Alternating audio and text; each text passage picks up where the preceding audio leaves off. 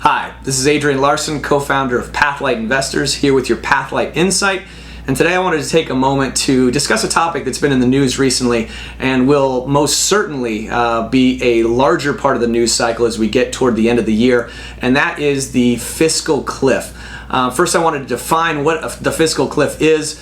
Second, I wanted to break down the various components of that fiscal cliff. And then thirdly, we'll talk about some potential outcomes as we move toward the end of the year.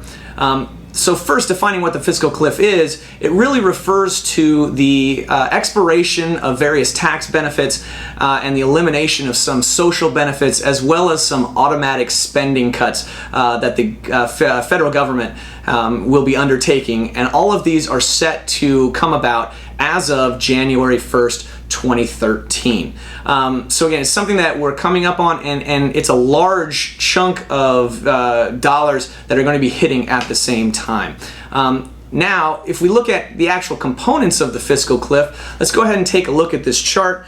You should see on your screen there are four major components of the fiscal cliff. The first is the expiration of the Bush tax cuts, and you can see its 2013 impact would be roughly $280 billion. Then we have the expiration of the payroll tax holiday, which would account for roughly $125 billion.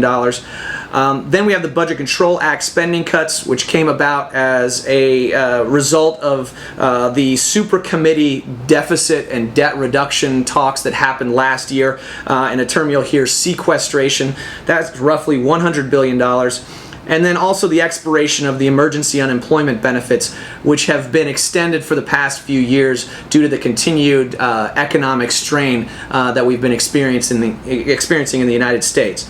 Now, all told, those four components make up roughly $550 billion, which would ultimately be 3.5% of U.S. GDP, based on about a $15.5 trillion GDP number. Now, in a normal growth environment, we could absorb, it would hurt, but we could absorb something of this magnitude. But as you can see in this chart, the second quarter GDP figure, which was just released last week, showed that the U.S. economy only grew at 1.5%. So at the end of the day, we cannot absorb this amount of impact given the strained economy that we currently find ourselves in. So what can be done about this, and what are the potential outcomes? Well, unfortunately, it's going to require a political solution. President Obama has already put out a plan where he wants to extend the Bush era tax cuts for anybody making under $250,000. So that's a way to save roughly $100 billion off that $180 billion. So we can minimize some of these impacts.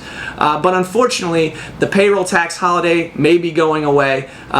Extended unemployment benefits, which are now at 99 weeks, are probably sure to be rolled back. So there are some of these hard decisions that ultimately have to be made in order to face this fiscal cliff. The sequestration, $100 billion automatic spending cuts, Congress is already trying to find ways to get out of those specific cuts because they don't want to hurt themselves during an election year. And that's really the bulk of the issue, is we're in an election year and an election season, and the last thing that anybody wants to do is actually raise taxes or cut jobs right before voters go to the polls.